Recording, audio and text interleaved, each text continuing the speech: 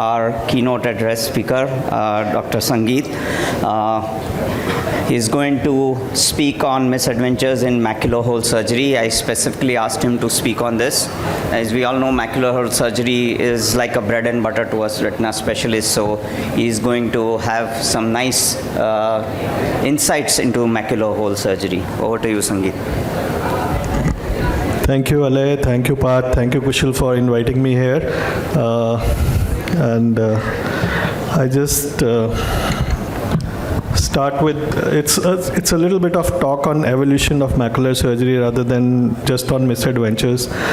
So macular hole is still, we need to understand what is going on. Though we have so many options of doing macular hole surgery, but I don't know whether we have understood the thing but still now or not. And although the first descriptions of macular hole surgery were seen about 150 years ago, it was thought at that time to be an untreatable condition until Sir Don Gass classification appeared in 1988, and then Kelly and Wendell published first successful closure of macular hole in 1991, when they achieved 58% closure rate in their first paper. And from then onwards, the retinal surgeons, they are striving to achieve an 100% closure rate on in macular hole surgery, and with time the surgery has evolved. So during the first time, what Kelly and Wendell had proposed was they just did a complete vitrectomy and nothing else, and they saw that 58% of the macular holes closed just by doing a complete vitrectomy.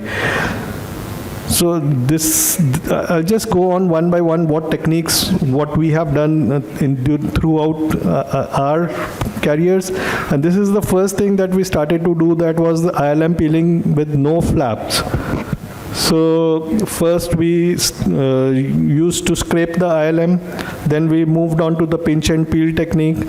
So, but I heard Klaus Eckert, when he came to India in 2009, he said do a maximum ILM peel at that time so that your closure rate increases. So we started doing it arcade to arcade ILM peel, giving a maximum relief of traction as what we used to understand at that time, and so to achieve the closure rate. So this is an old video. I'm using the ICG dye in this patient, and you see we started from the arcades, then we moved towards the inside and did a complete ILM peel, then we did a fluid air exchange and used a long acting gas at that time to tamponade the eye.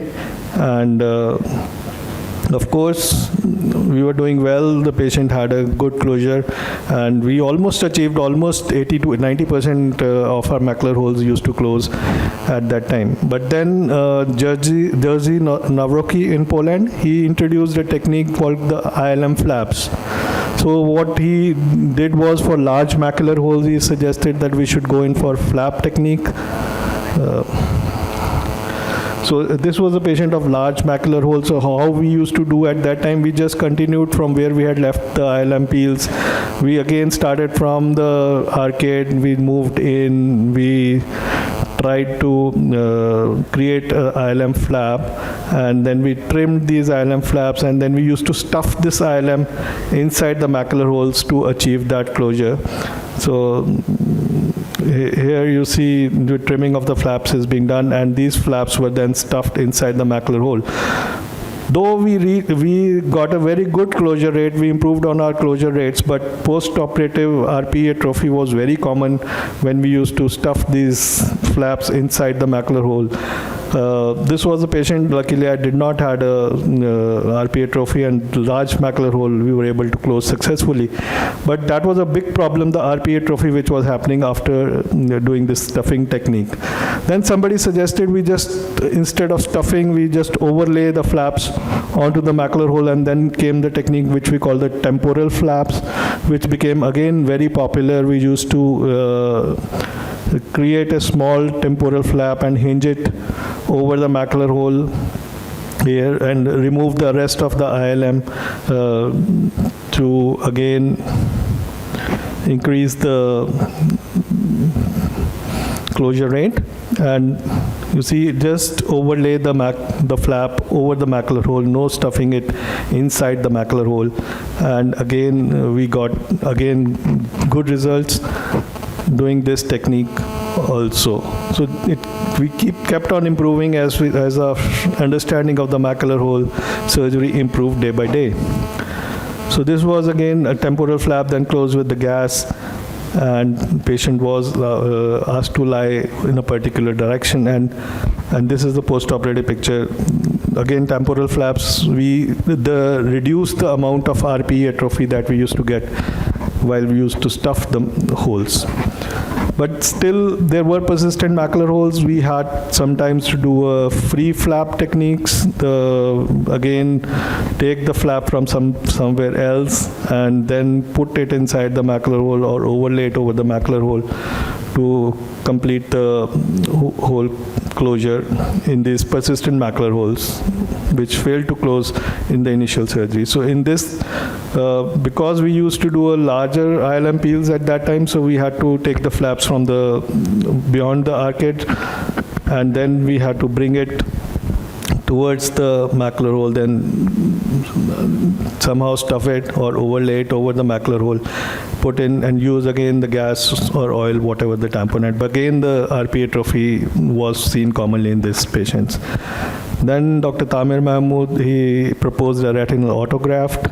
So this was a patient with large macular hole with a retinal detachment along with it, and this was one of my first cases of what the autograft. When we did a ILM peel, and then we took a graft from the peripheral retina where the retina was detached. Initially what we used to do was we used to cauterize the edges. Fear of bleeding was there, but now we don't cauterize the edges if we have to take the graft, and then we move the graft over to the macular hole, overlay it, or again you can underlay the graft inside the hole and then use silicone oil or gas as a tamponade. So this was a patient, again we did a fluid air exchange and we used silicone oil as a tamponade in this patient. This was how, what they said was that it achieved a better anatomical outcome, gave a better anatomical outcome, but again the functional outcome was not as good as we thought would be.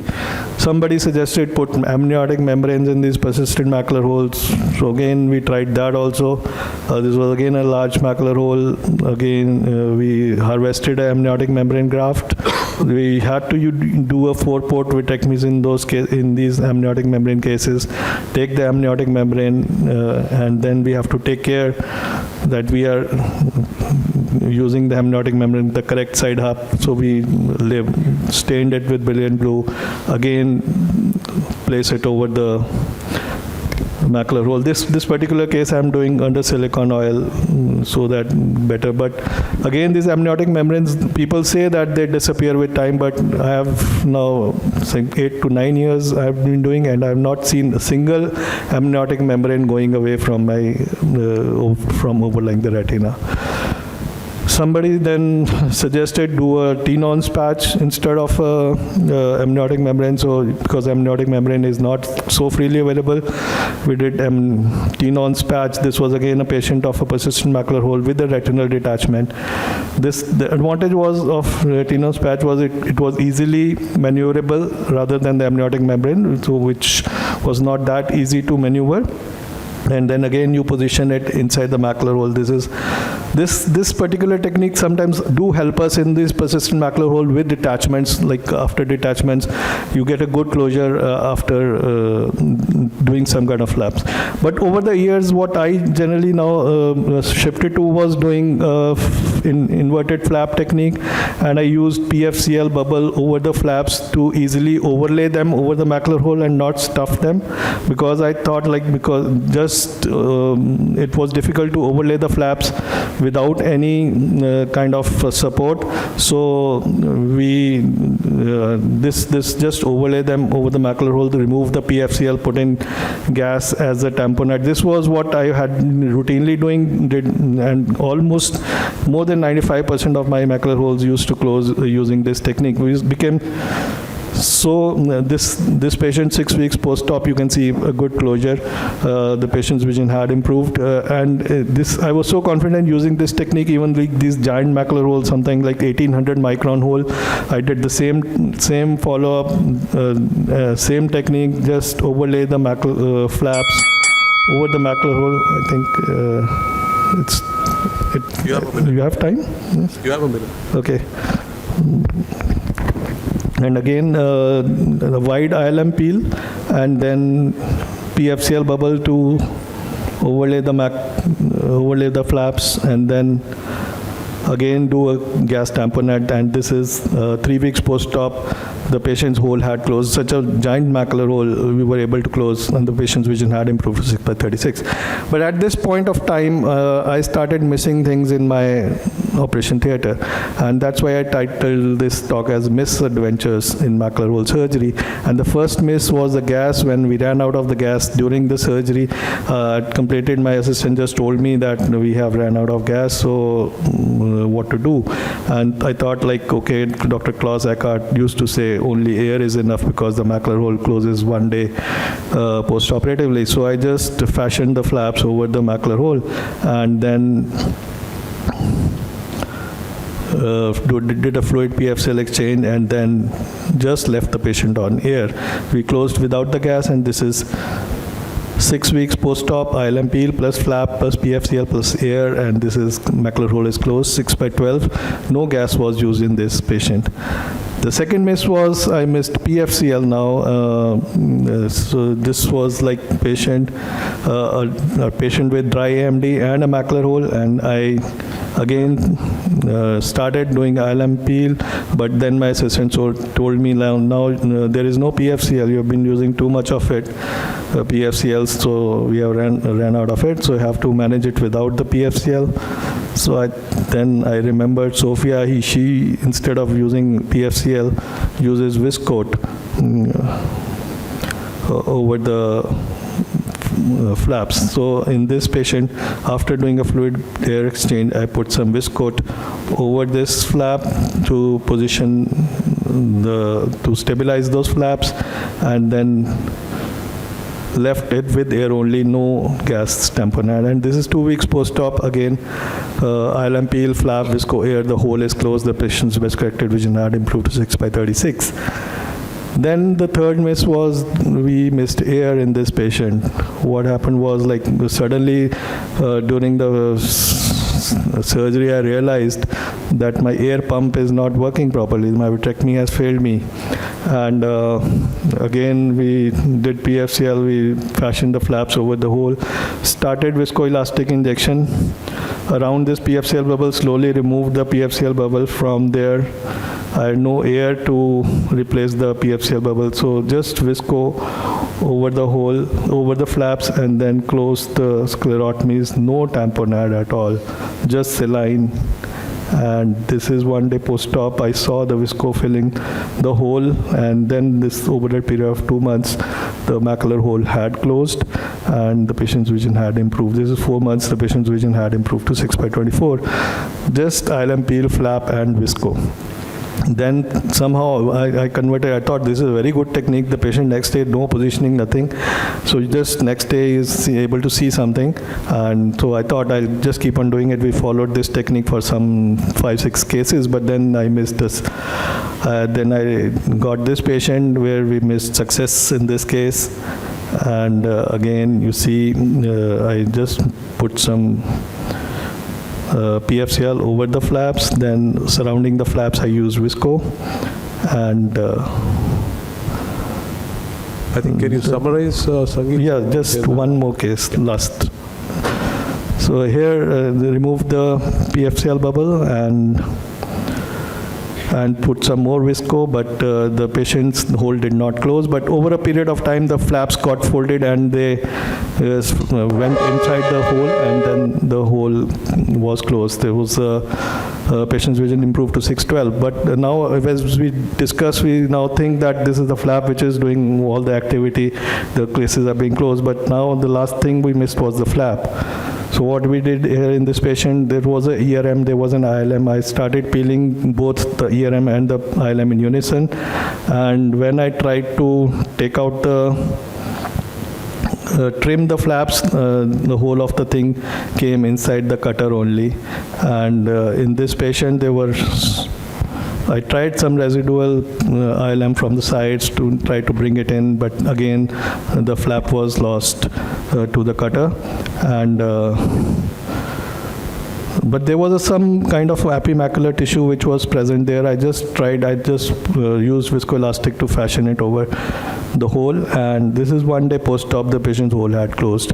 Nothing, just viscoelastic over that epimacular tissue, no flap, no tamponade, and the patient's vision had improved to 6/18, and over a period of 2 months, the patient's vision had improved to 6/9.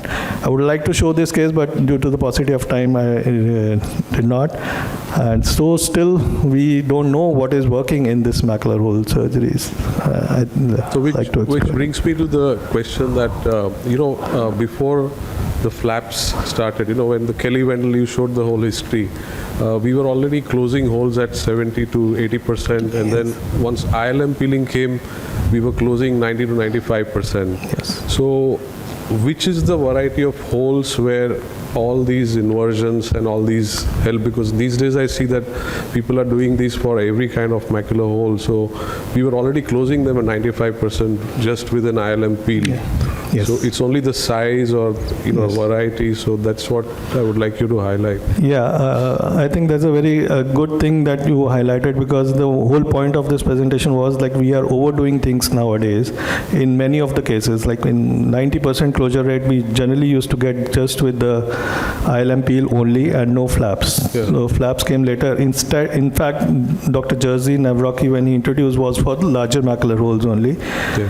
And what I in my practice, what I have done is I've done a retrospective analysis of my cases, and out of those cases, what we have seen is like if your tractional hole index is less than 0.6, that is in my hands. It may be variable for others also.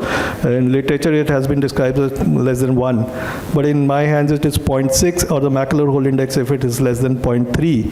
Those holes don't close without the flap. Those holes need a flap to close them. I think I advise everybody to do a retrospective analysis of their own cases and see what is the best for them. As far as the baseline diameter, we did not find any significant correlation with the baseline diameter. And as far as using the adjuvants like amniotic and all those, you restrict to these extremely large ones and myopic ones? Adjuvants, I generally restrict myself to patients who had already undergone an ILM peel earlier, maybe in persistent macular holes, or maybe sometimes in macular holes with an associated RD, where again we have already done an ILM peel. We don't have any tissue to plug the holes in those cases. Any Question? Sir, does usage of viscoelastic cause any IOP related fluctuations? No, it's just a very small amount, does not cause an IOP increase. Or even any... So what we are using is the Viscoat, that is a dispersive viscoelastic. Again, the incidence of IOP rise with it is very low. So I have the second question, sir, that I've used the methyl cellulose. It kind of wash offs with the saline. So how do you keep it in place? Do you use a Helon, or is there something else? No, the Helon won't stay there because it's cohesive viscoelastic. It will just float off. Again, methyl cellulose has the same problem. It will just float off. So you have to use a dispersive viscoelastic. What we are using, is, as I told you, is a Viscoat.